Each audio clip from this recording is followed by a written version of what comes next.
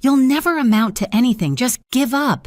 What would you do if someone said that to you while your bank account quietly held $5 million? Well, that's what my sister said loud enough for every cousin at the birthday table to snicker under their breath, loud enough for my parents to lower their eyes and pretend it was a joke. My aunt leaned in, whispering, "By the way, my company's hiring." My uncle smirked. The room pulsed with their silence, waiting for me to break. I didn't. I pressed my hands together under the table, felt my nails dig into my skin, and made a vow. They thought I had nothing. What none of them knew was that one day, with a single swipe on my phone, I would make their laughter stop. My name is Emily Carter. I'm 29, the forgotten child, as some relatives like to joke when they think I can't hear. I used to sit in this very dining room staring at the walls covered with Sophia's trophies and framed college degrees. Every photo seemed to tell the same story. She was the star and I was the shadow. Our parents never meant to be cruel, but their silence carried weight. Whenever Sophia bragged about her promotion or her new condo, Mom would beam with pride. Dad would raise his glass. When I mentioned my work freelance consulting, long hours, late nights, they nodded politely, then changed the subject. To them, real success was something you could brag about at church on Sunday. And since I kept mine quiet, they assumed it didn't exist. I remember one Thanksgiving especially clear. The smell of cinnamon rolls filled the kitchen plates, piled high with turkey and mashed potatoes. My mother leaned across the table, glass in hand, and toasted Sophia, "To the child who never lets us down." My fork froze halfway to my mouth. My cousins clapped. My aunt whispered something smug, and I smiled like it didn't sting. But inside, I memorized every word. What they never noticed was what happened after those dinners when I drove home alone. I would park in front of my tiny apartment, the air conditioner rattling through the vents, and open my laptop. While they slept, I studied markets, built portfolios, tested strategies, and made mistakes that cost me every dollar I had. I ate instant noodles for weeks, pawned jewelry I once loved, and sat awake at dawn wondering if I'd chosen the wrong path. But I didn't quit. Years stacked up. Quiet years. Years when family believed Sophia had it all and I was barely scraping by. They didn't see the contracts slowly piling up, the late-night calls with clients overseas, the spreadsheets that glowed on my screen until my eyes blurred. They didn't see the moment the numbers finally tipped, when red turned to green and the account balance grew beyond anything I had imagined. So I let them laugh. I let them whisper. I let Sophia deliver her lines at every family gathering, each one sharper than the last. I stayed silent, because silence was my cover, my armor. And as I sat at that birthday table, nails biting into my palms, I thought of every sleepless night, every dollar earned, every plan no one knew about. They thought I was nothing. But the truth was already sitting in my pocket, locked behind one simple swipe on my phone. It wasn't just one birthday dinner. The tension had been simmering for years like a pot left too long on the stove. Every family event was another chance for Sophia to jab at me. She did it with a smile, like cruelty was her love language. At Christmas, she handed me a card with a $20 bill tucked inside and said, "For your little projects." Everyone laughed. I smiled, tucked it into my purse, and excused myself to the kitchen before my hands started to shake. At Easter brunch, she clinked her mimosa glass and announced to the whole table, "Emily doesn't believe in real jobs. She's still freelancing." The word dripped with pity, and the room echoed with polite chuckles. My father cleared his throat. My mother adjusted her napkin. No one defended me. I didn't bother to defend myself either. Not yet. Because here's the truth: I was tired of fighting on their stage. My war was waged in silence, in spreadsheets, in the late nights when I built what no one thought I could build. But silence has a cost. Each jab, each whisper, each smug glance pressed heavier on my chest. The turning point came one humid July evening when Sophia's company threw a party at a rooftop bar. Somehow, I ended up on the guest list, probably because my parents begged her to include me. I stood there in a thrift store dress while everyone else glittered in cocktail attire. The skyline stretched behind us, glittering perfect. And then Sophia did what Sophia always does. She raised her glass. To family, she said, eyes locked on me, and to those of us who actually make something of ourselves. The laughter this time wasn't quiet. It was loud, raw, full-throated. I caught my reflection in the tall glass windows alone out of place, painted as the failure once again. For the first time, my silence felt like a cage. I left early heels in my hand, sweat sticking to the back of my dress. On the subway ride home, my phone buzzed with client messages, numbers, updates. I scrolled through contracts worth more than the annual salaries of half the people laughing at me. And for the first time, I realized I wasn't just surviving, I was ahead, way ahead. That night, I didn't cry. I opened my laptop, stared at the glowing green numbers in my account, and made a decision. I wouldn't keep hiding.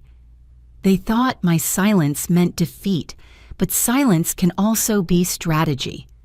The next time Sophia tried to humiliate me, I wouldn't just stand there.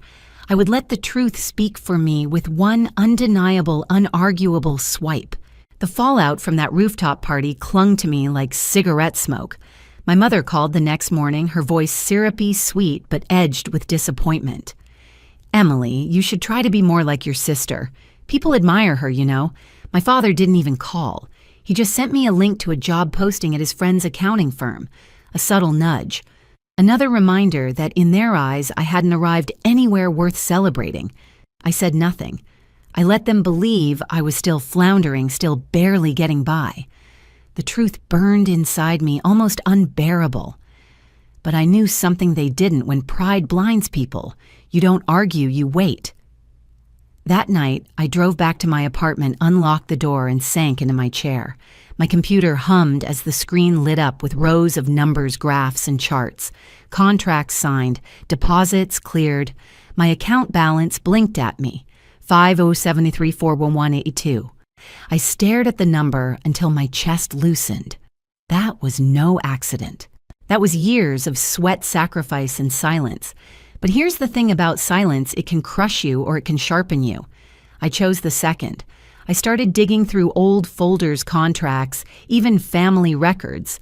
I found emails Sophia had sent me years ago, mocking me for throwing my life away. I reread texts from my father telling me I was too stubborn to last without a paycheck. Each one of those messages felt like kindling, dry and ready to catch fire. Then the collapse began, not mine, but theirs. A client of Sophia's company reached out to me privately. They'd heard of my firm through a referral and wanted my expertise. Their contract, worth more than Sophia's yearly salary. I signed it quietly. 2 weeks later, another came in, and another. I realized something. While Sophia had been busy polishing her image, I had been building something solid. My foundation was unshakable, hers paper thin. At the same time, my grandmother, who had always been kind to me, confided over tea that she worried about the family's future. She whispered that Sophia and my parents had been dipping into her savings, convincing her it was for the good of the family. My stomach turned. That was more than humiliation. That was theft. I promised her right then that I would not let it stand. From that day forward, my silence wasn't passive anymore. It was deliberate. I contacted a lawyer, laid out every document, every bank statement, every detail of my own earnings, and every whisper of what they'd done to Grandma. He listened, then leaned back and said, "When the time comes, you'll have everything you need." And that was it, the moment I shifted. No more being the quiet shadow. No more letting their words define me. The day they laughed at me across the birthday table was the day I realized the next laugh would be mine. The night everything broke open was supposed to be a celebration. My parents called it a family dinner, but everyone knew it was really another stage for Sophia. Her promotion, Dad's retirement, the perfect family on display. The dining room glowed under the chandelier, white tablecloth wine glasses lined like soldiers, a cake with Sophia's name piped in perfect script. I walked in quiet as always and felt a dozen pairs of eyes measure me. "Brave of you to come," Sophia said with a smile sharp enough to cut.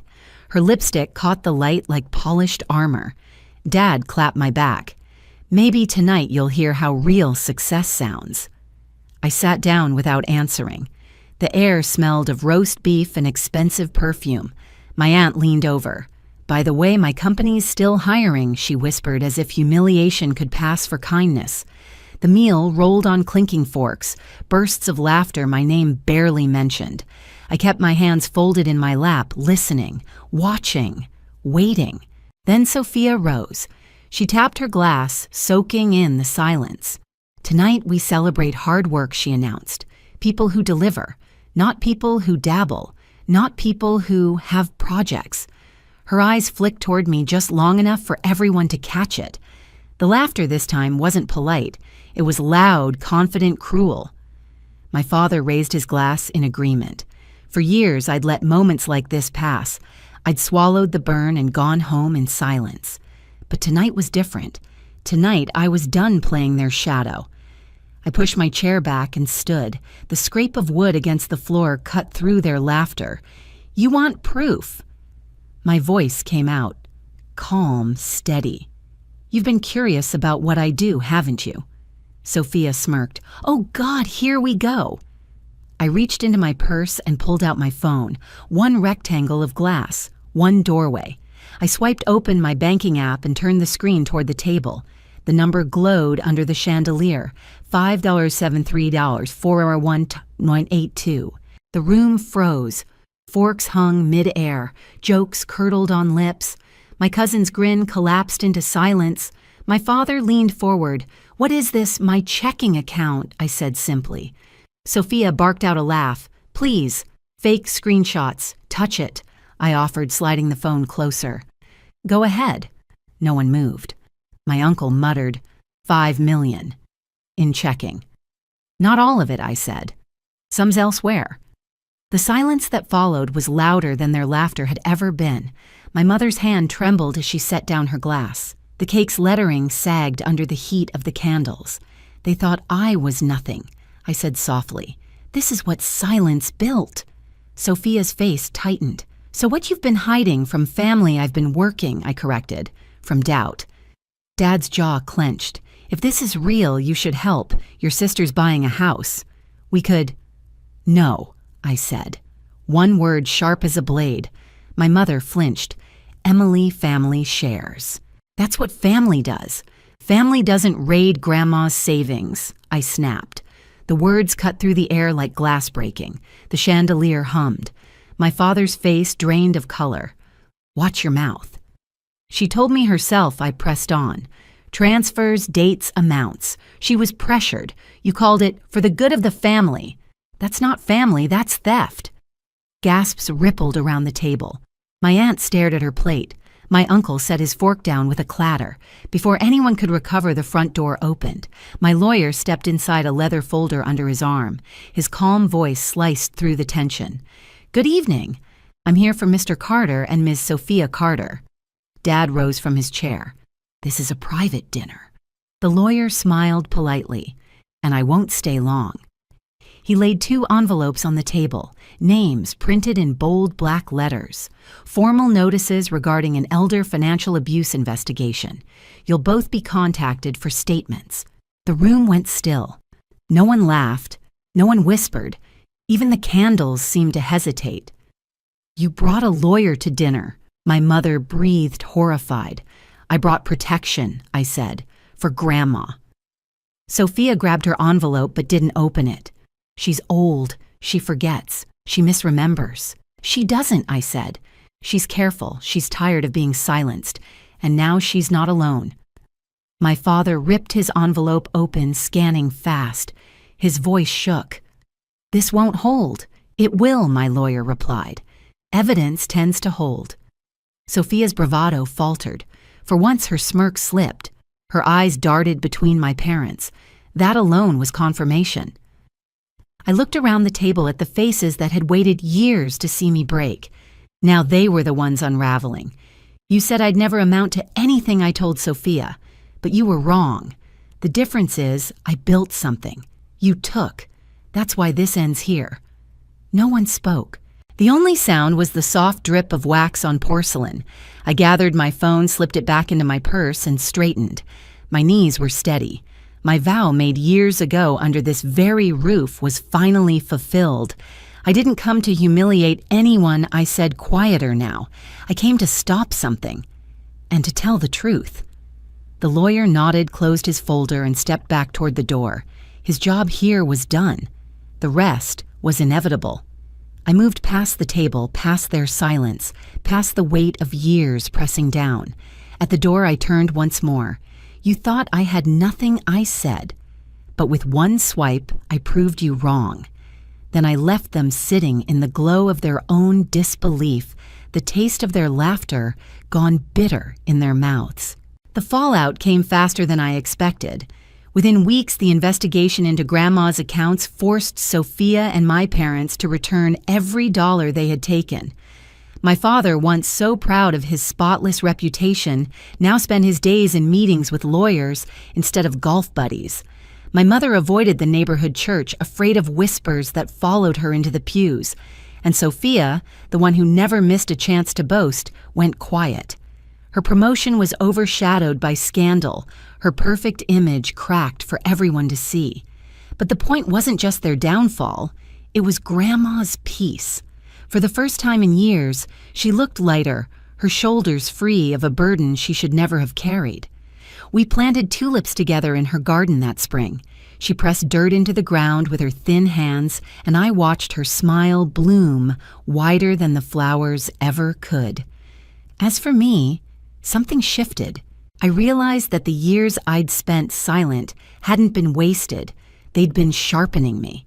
My business grew, my clients multiplied, and I finally allowed myself to enjoy what I had built. No more hiding, no more swallowing my voice. I don't know if my parents or my sister will ever truly change. Maybe they won't. But that's no longer my battle. I proved what I needed to prove with one swipe of a phone, with one lawyer's folder, with one vow kept. Family is supposed to mean love, protection, and trust. But sometimes the people who share your blood are the very ones who test you the hardest. My sister's words. You'll never amount to anything once felt like a sentence. Now they're just an echo drowned out by the life I built on my own. If you've ever been underestimated, if you've ever had to prove yourself in silence, know this, your success is the loudest answer. If this story resonated with you, share your own experience in the comments and hit subscribe so you won't miss the next one. At my sister's wedding, a security guard stopped me at the steps. He held up 2 photos. My children's faces, each stamped in black ink, "Do not admit." Behind him, guests laughed, champagne glasses, clinking camera flashes, catching the perfect light. My father looked away. My stepmother smiled like it was logistics, not cruelty. My 6-year-old asked Mom, did we do something bad? I didn't answer. I handed over the gift envelope and turned around. They thought they'd erased me from their perfect day. They didn't know by sunset their celebration would turn into a reckoning, and I wouldn't have to say a single word.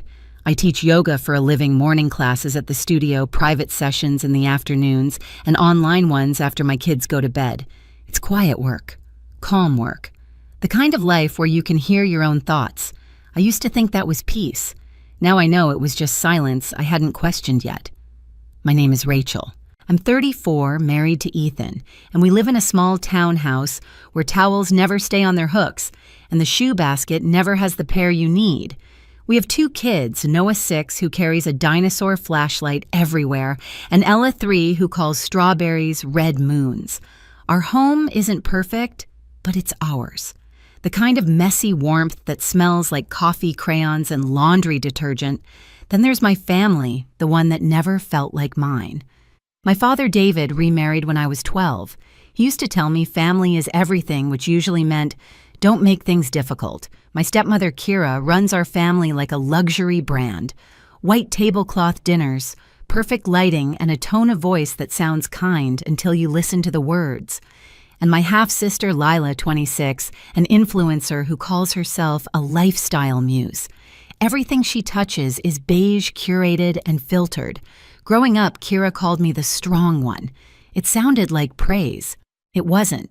It was permission to use me. I carried boxes, fixed chaos, cleaned up messes that weren't mine. When Kira wanted calm, she sent me to soothe my crying baby sister. When Lila wanted attention, she got it. When Dad wanted peace, I gave it to him by swallowing mine. So when Kira called this past May and said, "We need to talk about the wedding," I already knew what that meant. I was at the studio wiping down mats, the air still warm from class. She started with her usual melody, how everything was coming together beautifully. Then her tone shifted soft and heavy, like a hand pressing on my shoulder. "Lila's venue needs a deposit," she said. "They mentioned Friday." I didn't respond right away. I'd learned silence could buy me time. "You always step up." "Rachel," she added. The same line she'd used since I was 15. And just like that, I felt the old reflex rise, the urge to help, to fix, to keep things smooth. Dinner that night was a performance as always. Kira's table glittered under soft light. Lila arrived half an hour late, glowing like a commercial. Her fiancé Parker followed behind, her polished rich, the kind of man who calls waiters buddy. Kira had a binder, of course. She opened it like scripture, revealing glossy pages of venues, flower arrangements, catering menus, all with prices printed neatly beside them. $30,000 in total. She said it casually, like the weather. "Just the deposit, sweetheart," she told me. "You can handle that, right?"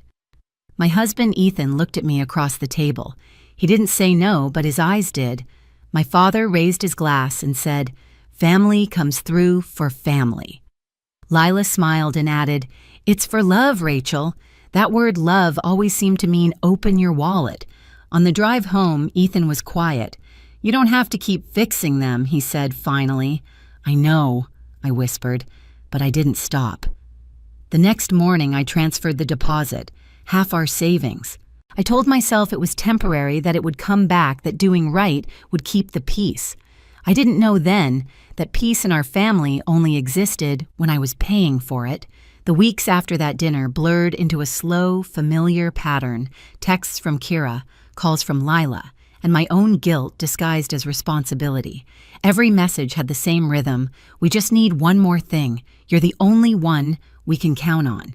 The vendor deal ends tonight." At first I said no. Then I said maybe. Then I said fine. Each payment chipped away at something invisible. Not just the balance in our savings account, but a sense of fairness I didn't realize I still believed in. Ethan watched me transfer money like someone watching a slow accident they couldn't stop. "You're letting them rewrite what family means," he said one night. "They're my family," I replied. "If I don't help, who will?" He looked at me quietly. Maybe that's the point. The requests grew. The florist wanted an early retainer. The DJ had a special rate. The videographer needed a deposit before the next couple booked them. Every time I hesitated, Kira would say, "You always step up," and that sentence, those 4 words, felt like a leash snapping around my neck. At yoga, I told my students to breathe, to let go of tension, to stay grounded. But I was the one floating away. The day I realized how far I'd gone was when Kira texted, "No kids at the wedding. Bride's vision is elevated."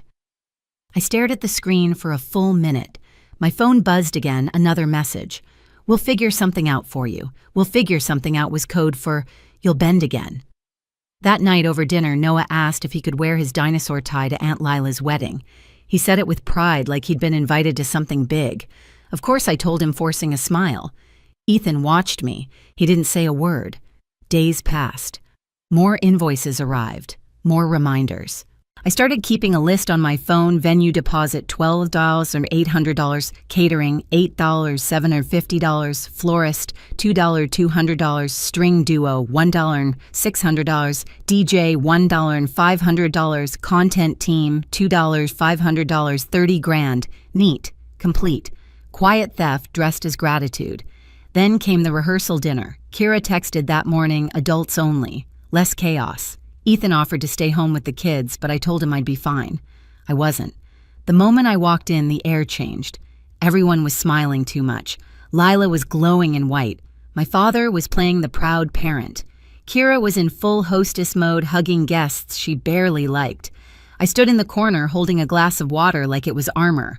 Lila came up to me mid-toast, her hand brushing my arm. "Rach, just so you know, the kids might not be comfortable at the venue." There's so much glass and, well, it's kind of high-end. High-end, I repeated. She blinked. Yeah, it's not really kid-proof. Something inside me went cold. So you're saying my children don't belong? Oh, don't make it dramatic, she said, smiling for the guests nearby. It's just the vibe. The vibe. That word her whole life. I left early. No scene, no tears. Just the long drive home with the car radio off. Ethan was waiting at the table when I walked in. What happened? I shook my head. They think our kids ruin the vibe. He exhaled slow. Then maybe it's time we ruin theirs. I didn't sleep that night. I stared at the ceiling, thinking about how peace used to mean obedience, how family had become a tax I kept paying. The next morning, I didn't send the last payment. Kira called within hours. Sweetheart, we need to lock in the content team today. I'll think about it, I said. You know how stressful weddings are, then maybe you should have planned better, I replied before hanging up. It was the first time I'd ever hung up on her. The silence afterward felt like oxygen. I didn't know it yet, but that small act, refusing to send $1 more, was the first crack in their perfect picture. And cracks have a way of spreading. The silence didn't last. By the next morning, my voicemail was full. One from Kira, fake tears, trembling voice. One from Dad lecturing about doing the right thing. And one from Lila, half crying, half offended that I would make this harder than it needs to be. I ignored them all. That night, Ethan and I sat at the kitchen table, the kids asleep upstairs. The glow from the fridge light fell across our unpaid bills, my yoga class rosters, and the envelope marked wedding expenses. I can't keep funding people who wouldn't even let our children in the room, I said. Ethan leaned back. Then stop trying to explain it. Just document everything. Make it real. So I did, line by line, each transfer, each receipt. I wasn't being petty. I was keeping proof. For years, Kira's power came from gaslighting. She'd rewrite every story until you doubted your own memory. But numbers don't lie. A few days later, my phone lit up with a message from Lila Final Payment, due tomorrow. Thank you, sis. I stared at the text, my thumb hovering over the keyboard. Then I typed back, I've already paid more than anyone else. That's my final contribution. The typing bubbles appeared, disappeared, came back. Then, don't make this ugly, Rachel. We're family. Family. That word again, always used as a weapon. I put my phone down. Ethan smiled slightly. That's the sound of a boundary, but boundaries don't stay quiet in my family. 2 days later, Kira showed up at my studio. She looked flawless, cream blazer hair, pinned tight smile, sharpened like glass. My students had just left. The room still smelled faintly of lavender spray and sweat. Rachel, she began softly like she was comforting a patient. We're all under pressure. Lila's falling apart. Your father's heart can't handle the stress. Why are you doing this to us, to you, I said. I paid for half your daughter's wedding. Her lips twitched. You're overreacting. It's just money. It's never just money, it's respect. For a moment, her mask slipped. Then she leaned closer, voice sugar sweet again. You'll regret turning your back on family. I held her gaze. No, I regret waiting this long. She left without another word.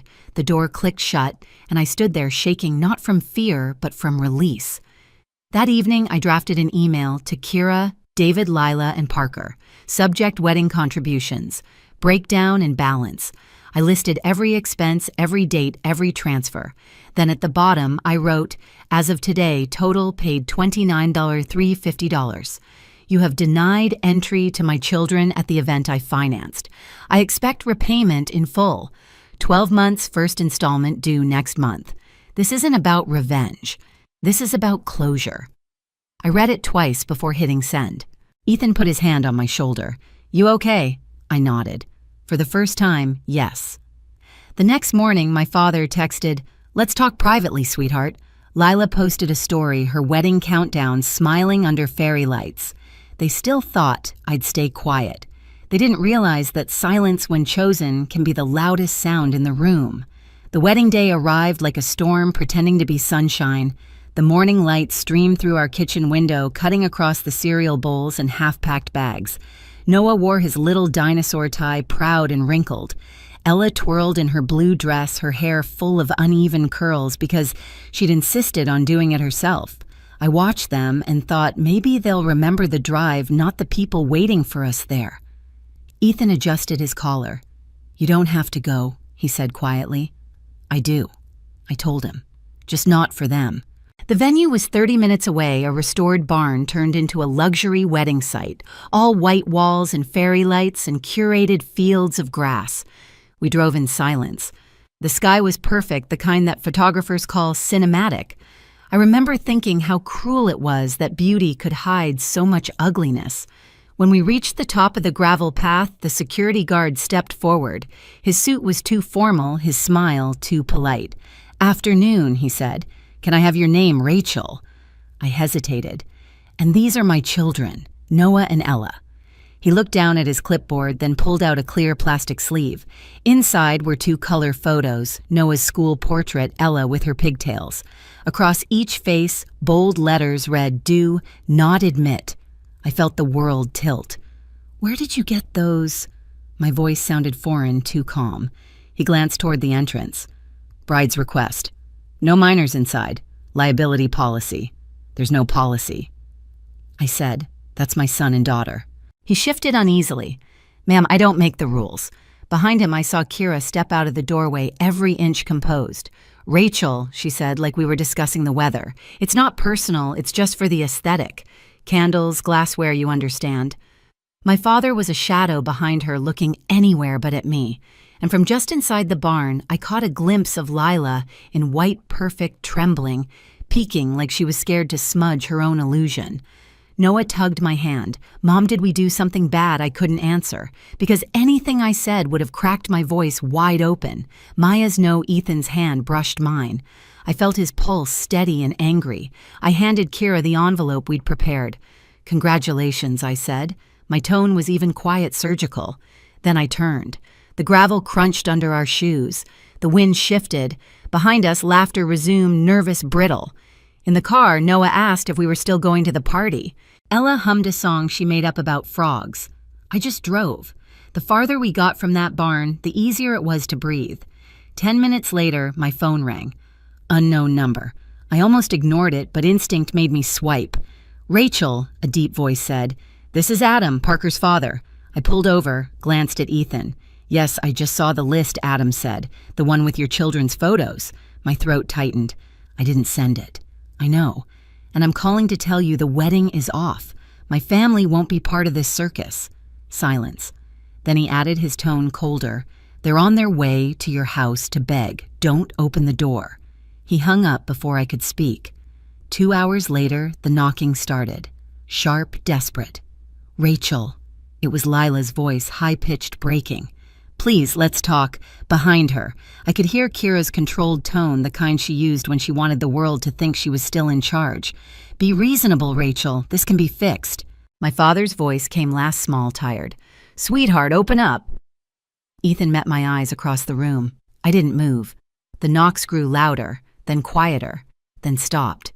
Instead, the phone started buzzing, calls, voicemails, texts. I flipped mine face down on the counter. We made grilled cheese sandwiches. Noah dipped his in ketchup. Ella called hers cheese circles. The world felt small, again safe. At 6:14, Kira left a voicemail that began like an apology and ended like a threat. "You embarrassed us," she hissed. "You owe us a conversation. You owe us." At 7:03, Adam called again. "I've canceled every vendor my side paid for," he said. "I won't bankroll cruelty. You'll get partial refunds within 48 hours. Send me your totals." I opened my laptop. The cursor blinked on a blank email waiting. I typed out the numbers, each one like a heartbeat returning to me. Venue $12, $800. Catering, $8, $750, florist, $2, $200, strings, $1, $600, DJ, $1, $500, content team, $2, $500, total $29, $350. Then I wrote the truth. "You denied entry to the event I financed by posting my children's faces under Do Not Admit.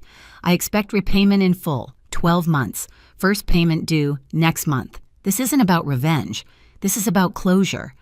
I sent it to all of them, Dad, Kira, Lila, Parker, and CC'd Adam. Responses flooded in within minutes. "Kira, How dare you threaten your family? Dad, we can talk privately, sweetheart. Lila, 12 months, LOL. We're not a bank, Parker. Give me time to figure things out. Ethan read them with me. Clear, he said softly. Good. The next evening, my father showed up in person. He didn't knock long. When I opened the door, he looked smaller than I remembered. This got out of hand, he said. You could have handled it quietly. They printed my kids' faces, Dad, I said. That's not a mistake. That's a message. He rubbed his temples, sighing. You could have stayed. For your sister. You mean for the performance, I said. Peace without respect isn't peace, it's silence. He blinked, confused by how calm I sounded. I don't recognize you, he murmured. I know, I said. For once, I recognize myself. He left without slamming the door. That I decided was progress. The following morning, Kira posted a long Facebook caption about protecting your joy from jealous people. My cousin sent me a screenshot. I didn't reply. At noon, Adam's email came through refund summary attached. He'd clawed back $600 and $200 and wired it to me. The note read, applied to your totals. Parker will cover the rest. If he doesn't, I will. I won't be associated with people who blacklist toddlers. For the first time in weeks, I laughed. A real laugh. Days turned into weeks. Lila's tone shifted from rage to guilt to bargaining. Let's talk like adults, she texted. 10 minutes later, wow, ignoring me, power trip much. Then a photo of her red eyes captioned, this is what you did. I didn't respond. Instead, I kept teaching. I told my students to breathe into the discomfort to find strength in stillness. What I didn't tell them was that I was finally learning to do it too. Then one afternoon, Lila showed up at my studio door, sunglasses, bun, trembling hands. She took them off, eyes swollen. You made a scene, she said. You made a list, I replied. It wasn't personal. It was a picture of my son, I said. You let it exist. She exhaled, voice cracking. Mom says you've always hated me. I've always paid for you, I said. There's a difference. She looked down. So what now? I folded my arms. We say hello at birthdays. We don't exchange money. We don't use guilt as love. Lila nodded slowly, like a student hearing a lesson too late. Parker and I got married at the courthouse yesterday, she said. You weren't invited. Good, I said. She blinked, caught off guard by how little that hurt me. They'll keep paying, she said. Good, I repeated. Because this time, good wasn't surrender. It was freedom. By autumn, the payments came on schedule, small digital echoes of accountability. Each month, a quiet ping in my inbox, transfer received. The memo lines almost made me smile. For peace, for closure, for lesson learned. By the 9th month, the final deposit cleared. Adam sent one last email, applied remaining vendor credit. Your balance is 0. You did right by your family. That matters. I stared at the words until they blurred. Then I opened my old note labeled Lila Wedding and typed one last line, balance $0. I didn't delete it. Some records deserve to stay. That night, my father invited us for a barbecue. I almost said no, but Ethan looked at me and I nodded. The backyard smelled like charcoal and rain. Dad flipped burgers. He looked older, quieter. He asked Noah about school, asked Ella what her favorite color was. Finally, he turned to me. You're different, he said. I'm better, I replied. He nodded as if that was a door he might finally walk through. On the drive home, the sky turned soft and orange. Ethan reached across the console, squeezed my hand. You did it, he said. I didn't fix them, I said. I fixed me. At home, Noah chased Ella through the hallway. Towels fell from their hooks. Shoes scattered everywhere. Ordinary chaos, the kind that's ours alone. Peace. This time didn't feel like silence. It felt earned. Some people still say I overreacted, that it was just a wedding, but those people have never seen their children's faces printed under the words, do not admit. I didn't slam doors. I didn't shout. I just stopped standing where I was told to stand. That was enough. Being the good daughter used to mean staying quiet no matter the cost. Now it means protecting my kids, my peace, and the home we built. If you've ever had to draw that line, if you've ever walked away instead of bowing down, share your story. You're not alone.